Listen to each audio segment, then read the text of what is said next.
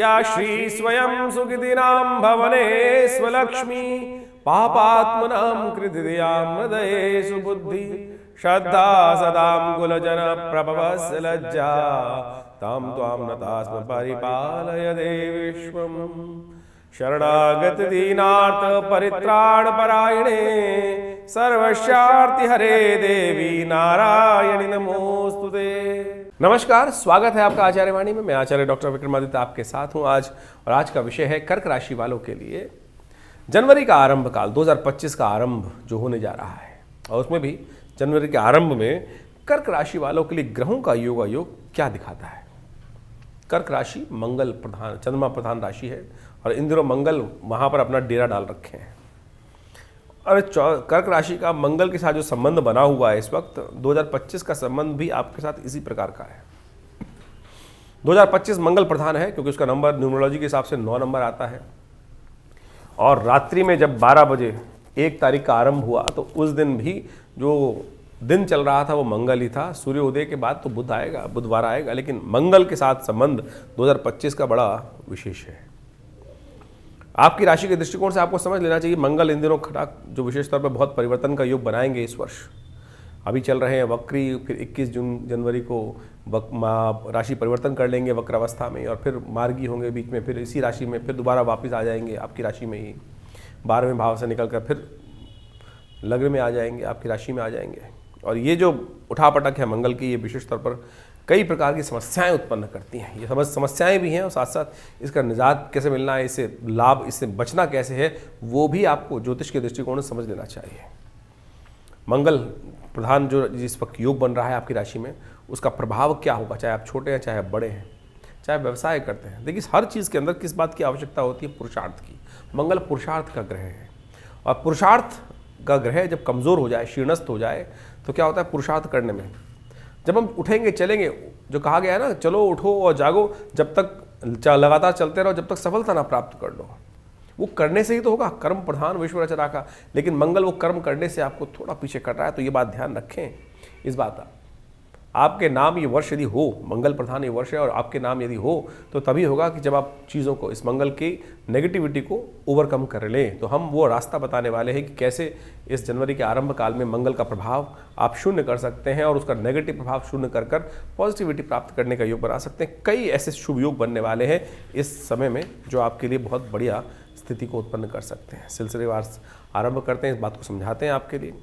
और ये प्रधान जो वर्ष जो है आपके लिए बहुत बढ़िया तरीके से समझे, परिवर्तन का योग। ये वर्ष ऐसा है कि इसमें समस्त ग्रह परिवर्तन की तरफ जा रहे हैं। बहुत महत्वपूर्ण वर्ष रहेगा आपकी राशि के दृष्टिकोण से, आप समझें भारत के दृष्टिकोण से भी, क्योंकि भारत की भी राशि, इसके संबंध बहुत बढ़िया है इस कर्क राशि के साथ। तो आप समझें, सबसे पहले बात कर लेते हैं 1 तारीख की, 1 जनवरी की, बुधवार का अवसर, और द्वितीया तिथि उस दिन रहेगी। और साथ साथ ग्रह नक्षत्रों के दृष्टिकोण से गजकेसरी योग का निर्माण वर्ष के आरंभ के साथ ही आपकी राशि के 7वें भाव में बैठे हुए चंद्रमा के साथ हो रहा है। बृहस्पति की पूर्ण दृष्टि लाभ से मिलकर उस पर पड़ रही है। तो वर्ष के आरंभ में यदि आप हिम्मत करके सही चीज़ में अपने पैर को जो जमा दें, तो हमारा मानना है कि आपके बहुत सारे काम बनने के योग दिखाई देते हैं। नए संपर्क साधने के दिन है, नए रेजोल्यूशंस करने के दिन है। पर रजाई में घुस के बैठे मत रहिएगा। सर्दी का मौसम चल रहा है, हम सोचे कि बस खाली अच्छा कर लेंगे नहीं, कर लो। बस इस बात का ध्यान रखते हुए कार्य करो, बड़ों की बात मानो, ये बात आपके लिए अच्छा है बस। क्योंकि मन चंचल बहुत है, रास्ते आपको बहुत आते हैं और पट से जवाब देना भी बहुत आता है। बस इसका ये ध्यान रखना है, इसको चीज़ों को कैसे ठीक करना है। तो मंगल प्रधान है, चंद्र दर्शन इस दिन है, बड़ों का आशीर्वाद। ये द्वितीया तिथि के दिन ये नववर्ष आरंभ हो रहा है पंचांग के दृष्टिकोण से। तो नव चीज़ों को, चंद्रमा को, नवोदित चंद्रमा को सुबह सुबह शाम के समय प्रणाम कर कर, बड़े बूढ़ों का आशीर्वाद लेकर यदि नए साल का आरंभ करूं तो बहुत अच्छा रहेगा। ये आपके लिए बहुत, यही उपाय सबसे श्रेष्ठ है आपके लिए। श्री गणेश, बुधवार का दिन गणेश जी का भी दिन होता है, तो गणेश जी का ध्यान करें। गणेश जी को सुबह सुबह थोड़ा सा पीले पुष्प अर्पित करने का काम करें, और उसके बाद देखिए आपके लिए सुंदर रास्ता बनता दिखाई देगा। चीज़ों को आप अपने अनुरूप कर सकते हैं। 2 तारीख बृहस्पतिवार का अवसर, जो तृतीया तिथि उस दिन विद्यमान है, और ग्रह नक्षत्रों के दृष्टिकोण से ये गजकेसरी योग विद्यमान रहेगा। ये 2-3 दिन इसका लाभ आपके लिए, 1, 2, 3 तारीख जो है उसका पूर्ण लाभ लेने का दिन अच्छा दिखाई देता है।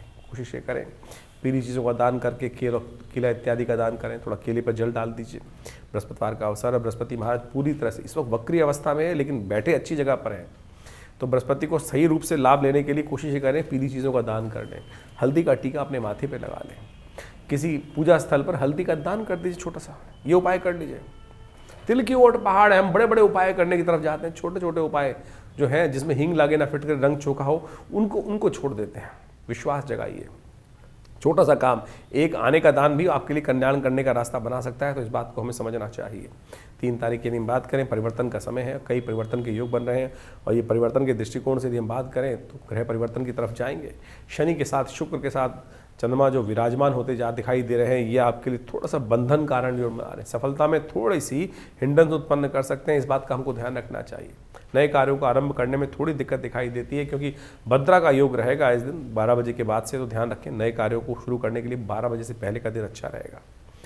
ये शुक्रवार के दिन 3 तारीख के दिन योग बन रहा है, आपने समझा। श्री गणेश का ध्यान करना, चतुर्थी का योग है इस दिन, तो विघ्नों को दूर करने के लिए, क्योंकि थोड़े से विघ्न दिखाई देते हैं, शनि शुक्र चंद्रमा सब के सब अष्टम भाव में विराजमान हो गए, बंधन कारक ग्रह बन रहा है।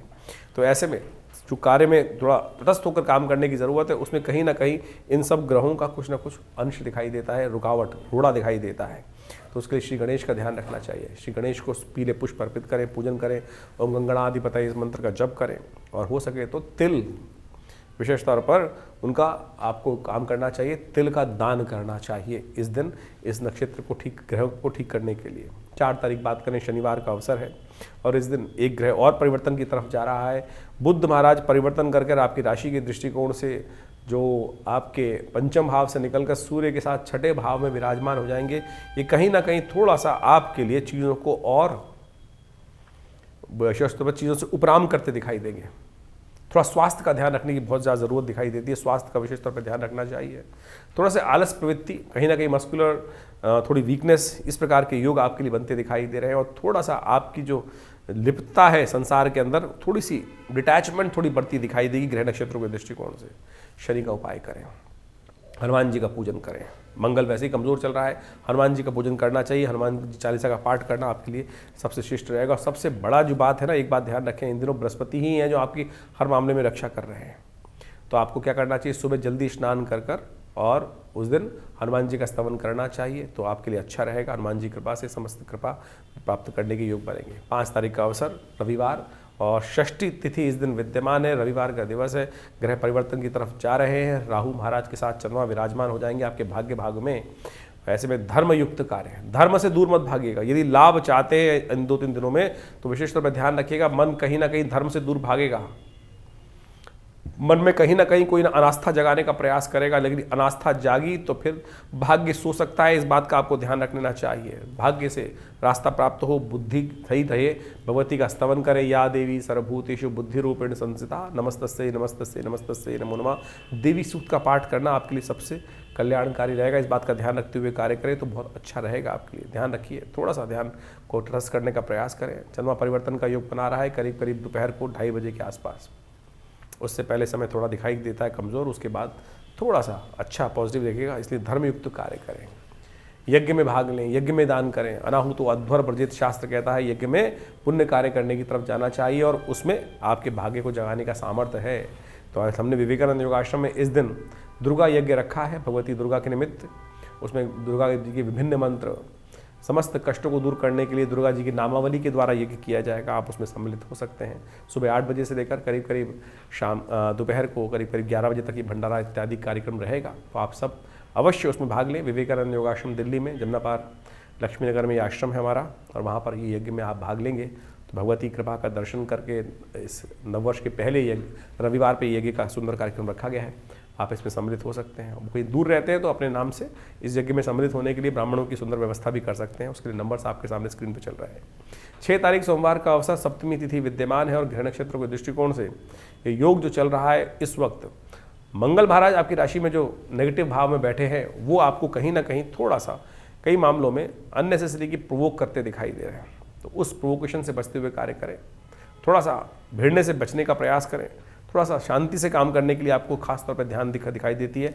शांति से कार्य करना बहुत ज़रूरी रहेगा आपके लिए। हो सके तो एक काम करें, थोड़ा सा गुड़ को पानी में घोलकर उसके द्वारा भगवान शंकर का अभिषेक करना इस मंगल के नेगेटिव प्रभाव को ठीक करने में सहायता प्रदान कर सकता है। 7 तारीख का अवसर, मंगलवार का योग, अष्टमी तिथि है और मंगल अष्टमी का सुंदर योग बन रहा है। और ऐसे में ग्रह भी परिवर्तन की तरफ जा रहे हैं और ग्रह परिवर्तन करते हुए जाते हुए आपके लिए आने वाले दिनों में कहीं ना कहीं से मेहनत से, सफलता से, लाभ, कर्म से लाभ देने के योग अवश्य गारंटी देते दिखाई दे रहे हैं। यदि हम बात करें विशेष तौर पर 7, 8, 9, 10 ये सारी तिथियां जो है विशेष तौर पर कई प्रकार से आपके लाभ की तरफ आपको अग्रसित करती दिखाई दे रही हैं। बस आपको अपने मन को, भाव को पॉजिटिव रखना है। एक पुरानी कहावत है, उत्तिष्ठ जागृत प्राप्त वरान निबोधिता। उठो, जागो, चलो, और जब तक सफलता ना प्राप्त कर लो तब तक बैठना मत। बस इसको ध्यान रखते हुए कार्य करने की जरूरत है। ग्रह बिल्कुल कई मामलों में अनुकूल दिखाई दे रहे हैं। हमने आपको कहा 7, 8, 9, 10, 11, 12 तारीख तक ये बिल्कुल ग्रह पॉजिटिव दिखाई दे रहे हैं। इनका पूर्ण लाभ लेने की वो सिलसिलेवार तरीके से हम बताएंगे भी। थोड़ा हनुमान जी की सुंदर आराधना करनी आपके लिए बहुत ज़रूरी है इन दिनों, क्योंकि मंगल आपकी राशि में ही चल रहे हैं नेगेटिव होकर, वक्र भाव में, कमज़ोर अवस्था में चल रहे हैं। और इस संसार में सबसे बढ़िया कार्य मंगल को पॉजिटिव देने के लिए हनुमान जी हैं। मंगल को जन्मे मंगल ही करते, मंगलमय भगवान हनुमान जी को कहा जाता है। और हनुमान जी के साथ एक बड़ी विचित्र स्थिति है, जिसके साथ जुड़ जाते हैं ना हनुमान जी, उसका उद्धार कर देते हैं। कई बार आपने जीवन में अपने लोग देखे होंगे, कई बार उनके संपर्क में आते हैं, वो पकड़ के, अरे तू चलना, साथ चल, मैं चलता हूँ तेरे साथ, चल चल उठी, जो बिल्कुल उठ। कई ऐसे दोस्त बन जाते हैं जीवन के अंदर। हनुमान जी ऐसे ही हैं। तुलसी बाबा को उन्होंने पकड़कर राम जी के साथ दर्शन करा दिए, विभीषण को ले जाकर हनुमान के दर्शन करा दिए। तो ये वो भक्त हैं, खासतौर पे इनके रहस्य को समझना चाहिए। कथाओं को हम सुनते नहीं है, बहुत सारी अच्छी बातें। तो ये आपके लिए खासतौर पर ध्यान रखें। मंगल इस वक्त जो मैंने आपका 5 दिन के लिए आपका बहुत सुंदर योग बन रहा है। ये 5 दिन बेहद खास रहने वाले हैं आपके लिए। और कर्क राशि वालों के लिए जगाओ, मन से लोग हो, बहुत बढ़िया से आपको इसको ठीक करने का रास्ता अपना लेना चाहिए। बहुत सुंदर, रात कही बात कही बदलिए, बहुत सुंदर। हम आपको एक कथा सुनाते हैं जो बहुत विशेष है शास्त्र के अंदर। तुलसी बाबा के जीवन में चमत्कार हुआ कैसे, शायद बहुत सारे लोगों ने सुन रखी होंगी, लेकिन एक बार पुनः पुरानी यादों को ताज़ा करने के लिए इस कथा को अच्छे से समझ लें। ग्रह नक्षत्र तो हमने आपको समझा ही दिए किस प्रकार के योग बन रहे हैं। इस कथा को यदि सार समझ लें तो बहुत सुंदर रहेगा। आपको समझने की आवश्यकता है, भारतीय संस्कृति में जो विशेष तौर पर विशेष घटनाएं घटी हैं हमारे देशों, हमारी संस्कृति में, उनको हमने शास्त्रों में इंगित किया है। तुलसी बाबा के संबंध में जिनको साक्षात भगवान के दर्शन हुए, उस कथा का विवरण यदि आप पढ़ लें तो समझ में आएगा कि आपको विशेष तौर पर कष्ट से निवारण का रास्ता प्राप्त होगा। कहा जाता है कि तुलसी बाबा नित्य प्रति पूजा करते थे और पूजा करते हुए एक थोड़ा सा लोटा जल से पीपल के पेड़ पे अवश्य डालते थे। और पीपल के पेड़ पर कहा जाता है कि कुछ नित्य प्रति डालना एक योग था, ही डालना ही डालना था पीपल के। हमारी संस्कृति में इस बात को विशेष तौर पर बताया गया है। देव कृपा से उस पेड़ पर एक प्रेत का निवास था और नित्य प्रति जब सुबह के समय जाते हुए उस पर पेड़ पर पानी डालते ही थे। कहा जाता है कि कुछ वर्ष बाद, कुछ समय बाद उस जो पेड़ पे प्रेत था उसकी तृप्ति हुई और उन्होंने बाबा को दर्शन दिए। बाबा ने कहा कि मैंने कोई तो ऐसा कोई कार्य किया नहीं, ज्ञान वर्धक के अनुसार से कि तेरी तर्पण हुआ हो, तेरी तृप्ति हुई हो। तो प्रेत महाराज ने बोला कि भगवान की आपकी कृपा से बस बहुत बढ़िया मेरी तृप्ति हुई और मैं बहुत वर्षों से यहाँ वास कर रहा था और मेरे को कोई रास्ता नहीं मिल रहा था। आपके पुण्य प्रताप से, इस जल से मुझे पुण्य की प्राप्ति हुई, तृप्ति हुई। तो आप मुझसे वरदान मांग लीजिए, मैं आपका क्या सहायता कर सकता हूँ। तो तुलसी बाबा के मन में भाव आया कि अरे बस तुम प्रेत हो तो कोशिश कर हनुमान जी से मेरे दर्शन करा दो, हनुमान जी से मिलने का रास्ता बता दो। तो कहा जाता है, कथा आगे चलती है तो उसमें कहा जाता है कि हनुमान जी, प्रेत ने कहा देखिए मेरी इतनी सामर्थ्य कहाँ कि मैं हनुमान जी का आपको दर्शन करा दूँ, लेकिन एक भाव बता सकता हूँ कि उस जगह पर, एक जगह जो बनारस के अंदर एक कथा होती है और वहाँ हनुमान जी आते हैं। यदि आप उनको पहचान पाए तो उनके दर्शन बस आपको हो जाएंगे। बोले ऐसे कैसे पहचानूंगा?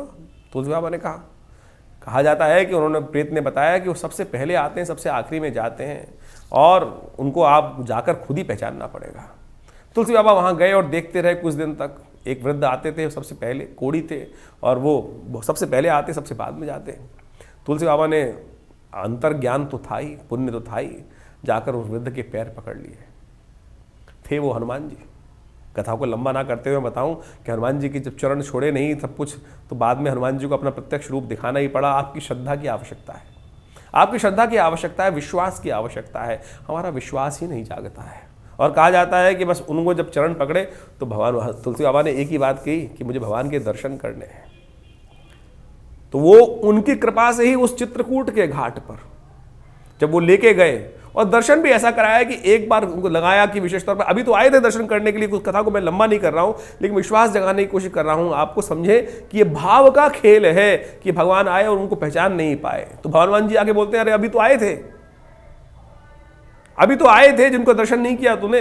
तो कहा जाता है दोबारा फिर भगवान की कृपा से, साक्षात हनुमान जी की कृपा से, गुरुदेव की कृपा से हनुमान तुलसी बाबा को साक्षात भगवान के दर्शन हुए। और कहा जाता है कि एक बार विशेष तौर पर और काल गणनाएं समझती हैं। एक विशेष तौर पर तुलसी बाबा ने जब रामायण लिख रहे थे तो हर चीज भगवान के समक्ष रखते थे, और कई बार मन में अहंकार भी उत्पन्न हो जाता है, कई बार मन में अहंकार हो जाता है। कहा जाता है कि जब उन्होंने एक रामायण में एक सूक्ति लिखी और उसको लिखकर जा रहे थे आगे, और रास्ते में जाते हुए उसी जब हम कुछ लिखते हैं, क्रिएटिव करते हैं, तो क्या होता है कि हम 24 घंटे उसी विचार में मनोमस्तिष्क को लगाए रहते हैं, उसी विचार को मन में लगाए रहते हैं। कहा जाता है कि तुलसी बाबा ने उस दिन वो एक पद्य लिखा था, तो तुलसी बाबा ने पद्य लिखा था, सिया राम में सब जग जानी, करहूं प्रणाम जो रिजुग पानी। सिया राम में सब जग जानी, वही मंत्र, वही भाव रखा। अरे क्या लिखा गया, सब कुछ है भगवान की कृपा से। तो लेकिन कहा जाता है कि इसी भाव में लाल लंगोटी पहनते थे, कथा बड़ी प्रसिद्ध है, लोगों ने शायद समझ नहीं आओ, बहुत बात सुनी भी होगी। तो जा रहे थे रास्ते में एक बालक आया छोटा, उस छोटे बालक ने कहा, अरे बाबा आगे मत जाओ, आगे दो सांड लड़ रहे हैं।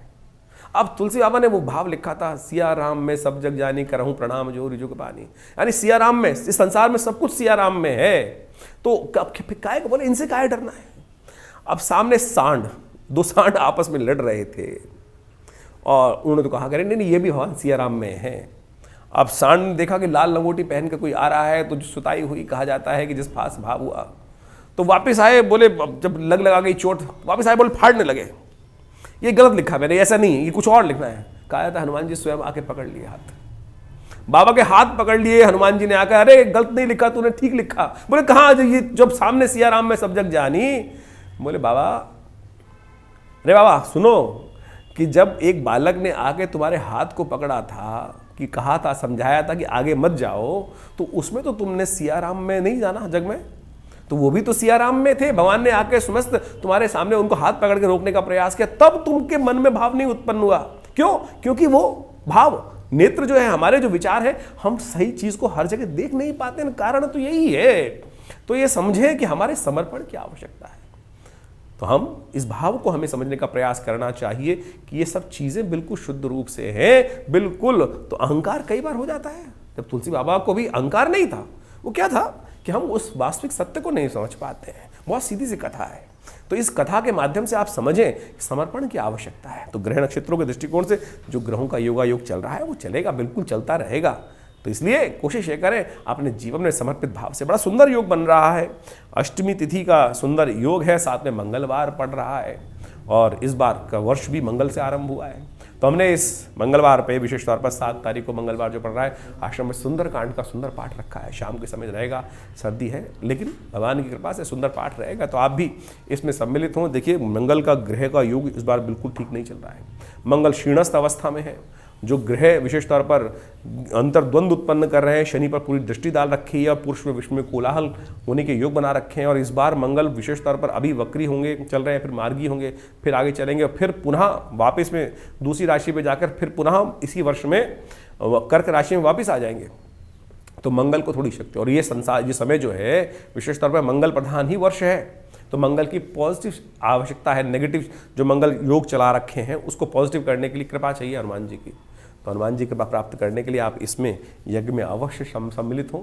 भगवान की कृपा से आप स्वयं भी घर बैठ के करें, नहीं टाइम, अगर टाइम है तो आश्रम पे भी आ जाइए। विवेकानंद योगाश्रम में ये कार्यक्रम रहेगा, और प्रभु कृपा से सुंदर भगवान का भजन आनंद भाव से। सिद्ध तीर्थ है, मनोकामना सिद्धि मंदिर हनुमान जी का है, जिसमें पिछले सदगुरु आचार्य श्री कृष्ण देव जी के महाराज से हाथ से ये प्रतिष्ठित मूर्ति है। उनको सबसे पहली सिद्धि हनुमान जी की कृपा हुई थी।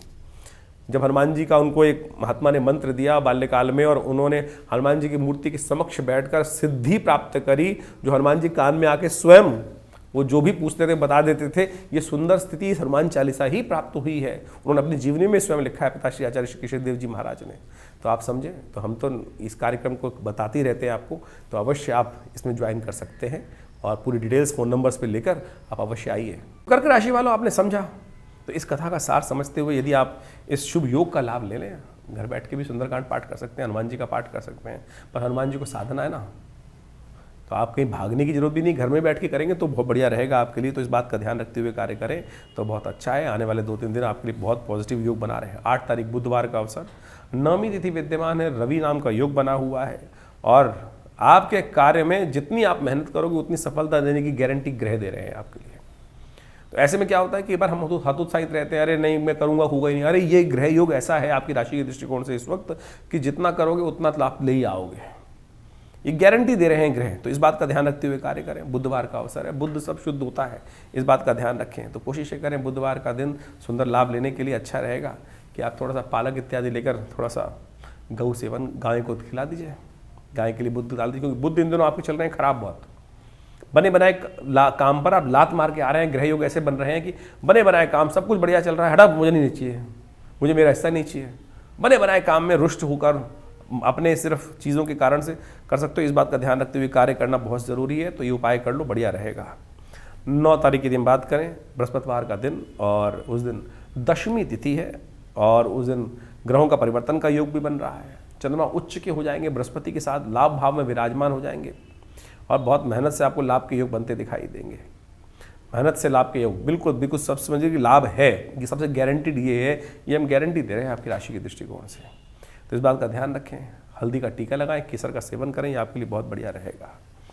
10 तारीख का दिन और बढ़िया है और उसके बाद ग्रहों का योग आपके लिए बनता दिखाई दे रहा है बढ़िया। जो ग्रह योग बन रहा है इस दिन, सबसे सुंदर तिथि ये है ग्रह नक्षत्रों के दृष्टिकोण से, या आपके ग्रहों के योग से विशेष तौर पर जो योग बन रहा है ये पुत्रदा एकादशी, शुक्ला एकादशी का योग बन रहा है, पौष मास की शुक्ल पक्ष की एकादशी का योग बन रहा है। जो ये ग्रह नक्षत्रों के दृष्टिकोण से उच्च के बैठे हुए चंद्रमा बुध के मंगल बृहस्पति के साथ गजकेसरी योग का निर्माण आपके लिए करके दे रहे हैं, कार्य में सफलता की सूचना आपके लिए दे रहे हैं। तो बस आपको ध्यान रखना है, भगवान का सुंदर पूजन करें। एकादशी की कथा बड़ी विचित्र है, इसको समझना चाहिए हमको। भगवान विष्णु ने किस प्रकार से समस्त जनों के मनोरथों को सिद्ध करने के लिए उनको आशीर्वाद देते हैं जो उनको तटस्थ होकर। इसलिए एकादशी का व्रत करें और संतान तक का शुभ जीवन यदि चाहते हैं, संतान के जीवन के कष्ट, हमारी कई बार क्या होता है कि हम परेशान हो जाते हैं यदि संतान हमारे जिनसे हमारा मोह है, यदि वो थोड़े से जिनके जीवन में कष्ट आ जाए तो उनके कष्टों को दूर करने के लिए भी ये व्रत अद्भुत है। तो ऐसे में इस शुक्ल एकादशी के दिन विशेष तौर पर भगवान विष्णु का सुंदर, शालिग्राम जी का सुंदर पूजन करें, उनका चरणामृत ग्रहण करें। कहा जाता है अकाल मृत्युहरणम सर्वव्याधि विनाशनम विष्णु पादोत्कंपित्वा पुनर्जन्म न विद्यते। तो इस तिथि का लाभ लें, कल्याण होगा। देखिए ग्रहों का योगायोग अभी आपने समझा कि जनवरी में किस प्रकार का योग बनने वाला है। ये 2025 जो आरंभ हुआ है ये बहुत महत्वपूर्ण है। यदि ग्रह के आरंभ में हम देखें तो वर्ष के आरंभ के अंदर तो 2025 का जो महीना जो आरंभ हो रहा है जनवरी का, मंगलवार के दिन आरंभ हो रहा है। बहुत सारे लोग कहेंगे कि नहीं उस दिन तो बुधवार है। भैया देखिए रात को 12 बजे भारतीय संस्कृति में जब हमारे कैलेंडर के अनुसार से हम बात करेंगे तो वो दिन आरंभ होता है सूर्य उदय की तिथि के अनुसार से। तिथि भी वही तब मानी जाती है और दिन का आरंभ भी उस वक्त माना जाता है। लेकिन जो इंग्लिश कैलेंडर है वो रात को 12 बजे डेट बदल जाती है और उस समय मंगलवार का योग चल रहा होगा। और साथ साथ जो 9 नंबर 2025 का नंबर भी 9 आता है, तो ये दोनों मंगल के प्रतीक माने जाएंगे। और मंगल इस वर्ष विशेष तौर पर जो योगा योग बना रहा है वो बहुत उठापटक वाला बना रहा है।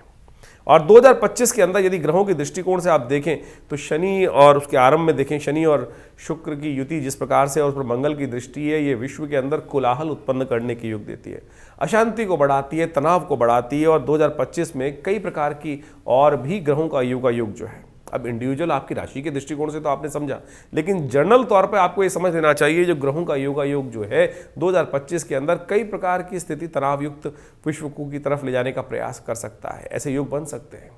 जैसी एक महामारी अभी कुछ वर्ष पूर्व गई, वैसे ही कुछ ना कुछ और भी नए विस्फोटक योग इस वर्ष में दिखाई देते हैं जो विश्व में कहीं ना कहीं नई परेशानी को उत्पन्न करने की स्थिति उत्पन्न करेंगे।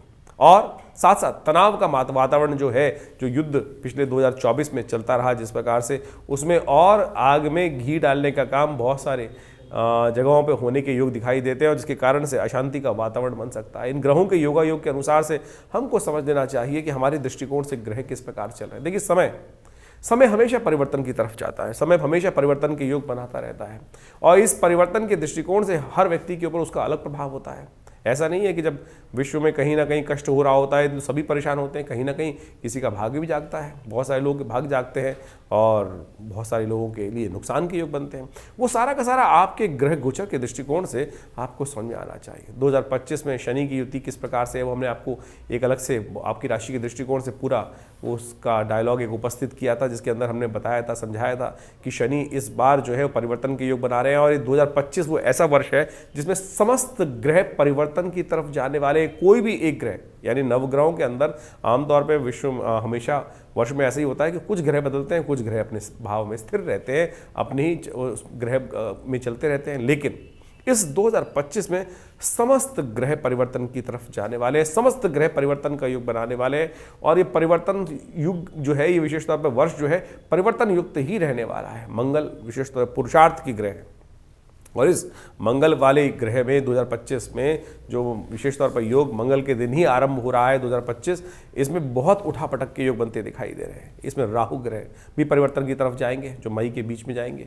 शनि भी परिवर्तन की तरफ जा रहे हैं मार्च के आरंभ अंत में। बृहस्पति भी परिवर्तन की तरफ जा रहे हैं और बृहस्पति तो एक नहीं, इस बार जो है 3 राशि में परिवर्तन का योग बनाएंगे। पहले एक राशि में रहेंगे, फिर दूसरी में आएंगे, फिर वापस उसी राशि में आ जाएंगे और कई बार विभिन्न प्रकार के योग इस बार बनते दिखाई दे रहे हैं। तो आपको बिल्कुल सिलसिलेवार तरीके से इस ग्रहों के योग को समझते रहना पड़ेगा। बहुत तेज गति से चलने वाला है वर्ष। हमने एक जो आपके समक्ष एक आपकी राशि के अनुसार से एक जो वीडियो बनाया था, उसके अंदर ये बताया था कि बृहस्पति कितनी तेज गति से इस बार विभिन्न राशियों को परिवर्तन करने का जो पूरा कालचक्र के अनुसार से बृहस्पति एक वर्ष में एक राशि को पार करते हैं। इस बार इस करीब यदि हम बात करें 2025 के अंदर 3 भावों को परिवर्तन, मतलब 3 राशि में परिवर्तन का योग बनाएंगे। पहले एक राशि में रहेंगे, फिर दोबारा दूसरी राशि में जाएंगे, फिर परिवर्तित करके वापस आ जाएंगे। मार्गी, वक्री, कई प्रकार के योग बनते दिखाई दे रहे हैं। तो आपको इस साल को बहुत सिलसिलेवार तरीके से समझ के अनुसार से बहुत चीज़ों को देखते हुए समझने की आवश्यकता रहेगी। तो यदि आप उन सब चीज़ों को समय समय पर जो हम आपके समक्ष उपस्थित करते रहेंगे वार्ताओं को ज्योतिष के दृष्टिकोण से समय की चाल को पहचानते हुए यदि कार्य करेंगे तो आपके लिए बहुत अच्छा आपकी राशि के दृष्टिकोण से समझ सकते हैं। देखिए, बहुत सारे लोग कई बार हमारे इस चैनल पर वीडियो देखने के बाद, हमारे इन कार्यक्रमों को देखने के बाद ये बोलते हैं कि संसार में तो करोड़ों लोगों की एक ही राशि होती है। जी हाँ, बिल्कुल करोड़ों लोगों की एक राशि होती है, लेकिन राशि के दृष्टिकोण से आप समझ सकते हैं। गोचर के दृष्टिकोण तो एक ही देखे जाएंगे। ज्योतिष के कई प्रकार से काल गणनाओं को समझा जाता है। एक तो आपकी जन्मपत्री के अनुसार से, एक विशेष तौर पर कालचक्र को समझते हुए राशि के दृष्टिकोण से भी तो गोचर का प्रभाव देखा जाता है और वो तो 12 ही हैं। तो उसके दृष्टिकोण से बहुत कुछ जाना जा सकता है, बहुत कुछ समझा जा सकता है। जैसे इसको ऐसा समझ लें, बहुत सारे लोग इस प्रकार के समझने का हम प्रयास कर सकते हैं। बारिश तो एक क्षेत्र में हो रही है, अब जिस प्रकार का जिसका घर है उस पर उस प्रकार का प्रभाव होगा। तो ये किसी के पास अच्छा मकान है, बढ़िया है, खूब बढ़िया तरह से सुंदर व्यवस्थाएं है, तो उसके लिए बारिश आनंददायक हो सकती है। लेकिन वही व्यक्ति जो झोपड़ी में बैठा है उसके लिए वही वर्षा जो है वो कष्टकारी योग बना सकती है। ये डिपेंड करता है कि आपकी ग्रह योग दिशा किस प्रकार की चल रही है, दशाएं किस प्रकार की चल रही हैं, अंतर दशाएं किस प्रकार की चल रही हैं और ग्रहों के योगायोग जन्म में आप जब पैदा हुए थे उस समय किस प्रकार के अपने पूर्व जन्म के अनुसार से कर्म के अनुसार से लिखवा के लाए हैं। इसीलिए जन्मपत्री को बहुत अच्छे से विश्लेषण करने की आवश्यकता होती है और हम समय समय पर आपके समक्ष जो ये ग्रह गोचर का प्रभाव उत्पन्न करते हैं उसको तो आप बिल्कुल प्रत्यक्ष रूप से समझ सकते हैं। कई बार एक प्रश्न और लोगों के मन में आता है और बहुत सारे लोग एक बात, हम कौन सी राशि को माने। देखिए, राशियां विशेष तौर पर ज्योतिष के दृष्टिकोण से सबसे इंपॉर्टेंट जो मानी जाती है वो मानी जाती है आपकी चंद्र राशि। जहां आपके जन्म के अनुसार से चंद्रमा विराजमान है राशि में, वहां वो चंद्र राशि में मुख्यतः मानी जाती है। इसके अलावा भी आपका लग्न में कौन सी राशि विराजमान है उसका भी प्रभाव देखना चाहिए। हम ज्योतिष को जब पूरी जन्मपत्री को देखते हैं ज्योतिष के दृष्टिकोण से, तो हर चीज़ को एनालाइज करने का प्रयास करते हैं। आपकी नाम राशि कौन सी है, आपकी सूर्य की राशि कौन सी है, फिर आपके षोडश वर्ग में कौन से ग्रह अच्छे से शुद्ध होकर बैठे हैं, नहीं बैठे, कहाँ कौन कौन से योग बना रहे हैं। राशि के दृष्टिकोण से एक ब्रॉडर कैटेगरी में आइडिया तो मिल ही जाता है बहुत सारी चीज़ों को समझने के लिए और उसका प्रभाव भी वह प्रत्यक्ष रूप से होता है। तो इस बात को हम समझें। बहुत सारे लोग नाम के अनुसार से ही अपनी राशि को देखने का प्रयास करते हैं, वो भी ज्योतिष का एक छोटा सा पहलू है, लेकिन मुख्यतः जन्मपत्री को पूरी से विशेष विश्लेषण करने की आवश्यकता है। जैसे आप इसको ऐसे समझ सकते हैं कि न्यूमरोलॉजी ज्योतिष के अंतर्गत एक शाखा है जिसका नाम है न्यूमरोलॉजी। आपका नाम, जैसे मेरा नाम विक्रमादित्य है, मैं विक्रमादित्य के लिए स्पेलिंग को जब मैं बचपन में ज्योतिष सीख रहा था तो मैंने देखा कि VIKRAM में लिखता था पहले, और उसका इंटरप्रिटेशन देखा तो वो कुछ बहुत ठीक नहीं आ रहा था, तो मैंने उसमें से ए हटाया, विक्रम का स्पेलिंग रहा, VIKRM किया, VIKRMADITYA, इसको इस प्रकार से कर दिया। तो उसका ऐसा अद्भुत प्रभाव पड़ा कि बिल्कुल जिसका जो न्यूमरोलॉजी के हिसाब से हम कैलकुलेशन करके निकालते हैं, तो ज्योतिष के छोटे छोटे आयाम है लेकिन बहुत महत्वपूर्ण प्रभाव उत्पन्न करते हैं। मेरा कार्य इस कथा को, इस बात को यहाँ समझाने का अर्थ ये है कि जो जिस प्रकार के स्पेलिंग्स यूज़ कर रहा है, कोई VIKRM करके हमको संबोधित करता है तो उसका प्रभाव उसी प्रकार से होगा। कोई मेरे नाम को विक्रम कह रहा है, कोई विक्रमादित्य कह रहा है, कोई आचार्य विक्रमादित्य कह रहा है, तो ये सारे के सारे जो अलग अलग प्रकार के जो नाम के शब्द हैं अलग अलग वाइब्रेशन उत्पन्न कर रहे हैं।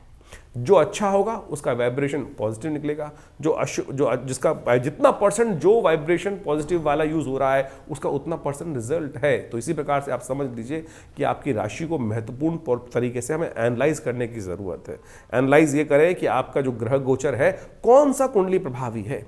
कई बार हम देखते हैं जन्मपत्री लोग दिखाने आते हैं, जन्मपत्री से योगी नहीं बन रहे होते, चंद्र कुंडली को यदि उस प्रकार से देखा जाए तो वहाँ वो सारा का सारा मैच कर रहा होता है। तो कौन सा ग्रह प्रभावी है, कौन सी कुंडली से प्रभाव निकल रहा है, सूर्य कुंडली से, षोडश वर्ग से, कहाँ कारकान से, अमात्य कारक से, तो इन सब चीज़ों को हमें अच्छे से ज्योतिष के दृष्टिकोण से एक एक चीज़ की विवेचना कर लोगों के भाग्य के संबंध में उसकी जो बात है हमें समझने का प्रयास करना चाहिए। ज्योतिष बिल्कुल प्रत्यक्ष है, कहीं कोई कपोल कल्पित नहीं है। कुछ लोग हैं जो तथाकथित तौर पे आपको हास परिहास उड़ाने का प्रयास करते हैं। जैसे आप समझें विश्व के अंदर बहुत सारे रास्ते हो सकते हैं, किसी के लिए कोई अच्छा है, किसी के लिए कोई अच्छा है, किसी के लिए कोई अच्छा है। इसको ऐसे समझ सकते हैं कि विश्व में दुनिया में काम करते हैं, कोई कूड़े का काम करता है, कोई हवा का काम करता है, कोई पानी का काम करता है, कोई पेट्रोल का काम करता है, कोई डीजल का काम करता है, किसी और तेल का काम करता है, और इन सब क्षेत्रों में लोगों ने पैसे कमाए हैं, लेकिन इन्हीं सभी क्षेत्रों में बहुत सारे लोगों ने पैसे गंवाए भी हैं। अब ये समझें कि आपके लिए कौन सा क्षेत्र, आपके दृष्टिकोण से आपके लिए कहाँ कोई मिसमैच हो रहा है।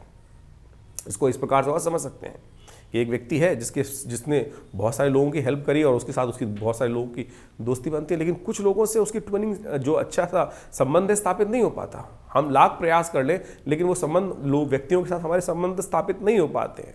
वो एक इंटरनल पर्सोना है, कहाँ किसका संबंध किस प्रकार से बनना है। तो इस प्रकार को आपको अच्छे से ज्योतिष के दृष्टिकोण से एक एक चीज़ को एनालाइज करने की ज़रूरत होती है।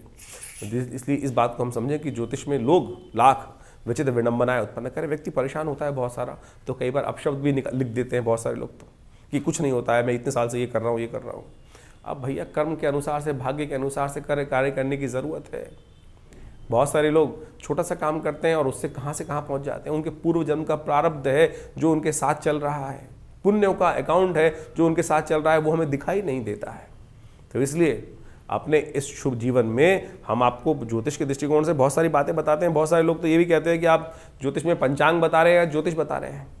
अरे भाई, ज्योतिष, वैदिक ज्योतिष को समझने का प्रयास करो। ज्योतिष के दृष्टिकोण से हम अनेक प्रकार के निदान की तरफ जाने का प्रयास करते हैं। जो पंचांग है वो भारतीय संस्कृति को सनातन पद्धति के अनुसार से हमारे पुराणों को साथ जोड़ के चलता है। ज्योतिष पुराणों से अलग हो ही नहीं सकती, वेद से अलग हो ही नहीं सकती है। वेद का अंतिम भाग वेदांत ही है, और वो उपनिषद इत्यादि में इन सब चीजों में उन सब चीज की गणनाओं की वर्णन मिलता है। और ज्योतिष को वेद से अलग कैसे कह सकते हो? कई लोग तो कहते हैं कि ज्योतिष के दृष्टिकोण से आप कथा सुना रहे हैं या कुछ और कर रहे हैं। भाई मेरे समझो, ज्योतिष जो है वो वेद का ही अंग है। ज्योतिष वेद के, हमारे यहाँ ज्योतिष भारतीय सनातन संस्कृति के अंदर ऐसा नहीं है कि आंख का डॉक्टर अलग, कान का डॉक्टर अलग, मुख का डॉक्टर अलग और पेट का डॉक्टर अलग, साइकियाट्रिस्ट अलग। हमारे यहाँ विद्वान उसको कहा जाता है जो समस्त 6 शास्त्रों का ज्ञाता हो। वो व्याकरण हो गया, वैद्य हो गया, निरुक्त हो गया, इन सब चीज़ों को आप समझने की आवश्यकता है। तो केवल व्याकरण का आचार्य होकर लोग व्यक्ति यदि व्याख्या करेगा और ज्योतिष का उसको गणना है ही नहीं। हर चीज़ में थोड़ा थोड़ा अध्ययन होना चाहिए, चीज़ जिसके बाद आप एक शास्त्र को समझ सकते हैं। तो हमने प्रयास किया है अपने छोटे से ज्ञान के माध्यम से। बहुत बड़ा तो ज्ञान किसी के मेरे पास शायद नहीं हो सकता, लेकिन जितना मैंने अपने गुरु आचार्य श्री केशव देव जी के सानिध्य में रहकर हमने समझने का प्रयास किया, उसी के माध्यम से आपको थोड़ा बहुत समझाने का प्रयास करते हैं। आशा करते हैं उससे आपको लाभ मिल सकता है। लेकिन हम जो भी तरीके हैं बहुत सीधे तरीके से आपके समक्ष रखने का प्रयास करते हैं और बहुत सारी बातों को आपके समक्ष रखने का प्रयास करते हैं और उनको समझेंगे तो बहुत अच्छा रहेगा। दिल्ली में हमने विवेकानंद योगाश्रम ये संस्थान मेरे पिता आचार्य श्री केशव देव जी महाराज ने इसीलिए बनाया था कि हम इन सब चीज़ों को शोध कर संसार के समक्ष रख सकें। और उसी क्षेत्र में हमने कार्य करते हुए मुद्रा विज्ञान, यज्ञ विज्ञान, योग विज्ञान, आयुर्वेद, योग, भारतीय संस्कृति, प्राकृतिक चिकित्सा इत्यादि में समस्त पे कार्य कर रहे हैं हम। करीब करीब 50 से ऊपर पुस्तकें हमारे आश्रम की तरफ से, संस्थान की तरफ से प्रकाशित की गई और वो सब एक एक विषय में इतना ज़बरदस्त कार्य कर रही हैं, चाहे वो ध्यान योग हो, कुंडलिनी योग हो और अनेक प्रकार के मार्ग हो। और हम समय समय पर पूरे विश्व में जगह जगह पे जाकर इन भारतीय संस्कृति को प्रचार प्रसार करने का भी कार्य करते ही रहते हैं। तो आप इस बात को सही से समझें और विभिन्न आश्रम में जो कार्यक्रम होते हैं उसमें भी आप सम्मिलित हो सकते हैं। उसके लिए जो आश्रम में कार्यक्रम चलते हैं उसका सागर जगह जगह हम आपको निमंत्रण इत्यादि देने का प्रयास भी करते रहते हैं। जिस प्रकार से अभी इस जनवरी के प्रारंभ के अंदर बहुत सारे कार्यक्रम होंगे, सुंदरकांड के कार्यक्रम रहेंगे, साथ साथ यज्ञ इत्यादि हर रविवार को सामूहिक तौर पर जो उसमें बैठते हैं उसका भी सादर निमंत्रण हम आपके साथ साझा करते रहते हैं और उसमें आप आकर स्वयं यज्ञ में भाग ले सकते हैं।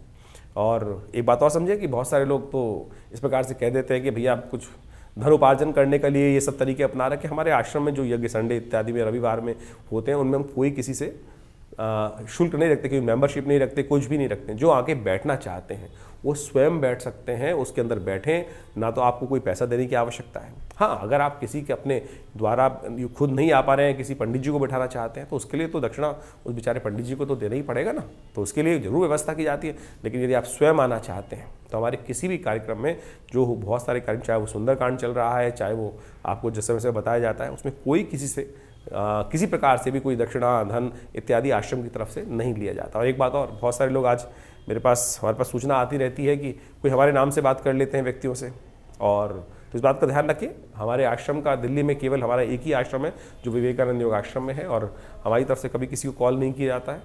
और कोई अगर कोई कह के हमारे नाम से आपसे बात कर रहा है तो इस बात से सावधान रहें कि हमारे पास कई प्रकार इस प्रकार की बहुत सारी सूचनाएँ आती हैं और हम उसमें देखिए हम प्रयास ही कर सकते हैं आपको अवगत कराने का। इसके अलावा तो आप खुद बुद्धिमान व्यक्ति हैं, खुद बुद्धिमान हैं, तो इसलिए संसार में आज क्या क्या स्थिति चल रही है तो उसके लिए आपको खुद सतर्क रहना पड़ेगा। और ये संस्थान आपके लिए हमेशा साथ में काम करने के लिए बना है। दिल्ली में आप जब भी आएँ आप सादर आमंत्रित हैं विवेकानंद योगाश्रम में, जो हम समय समय पर कार्यक्रम रहते हैं उसका निमंत्रण भी हम आपके साथ साझा करते रहेंगे। धन्यवाद, नमस्कार।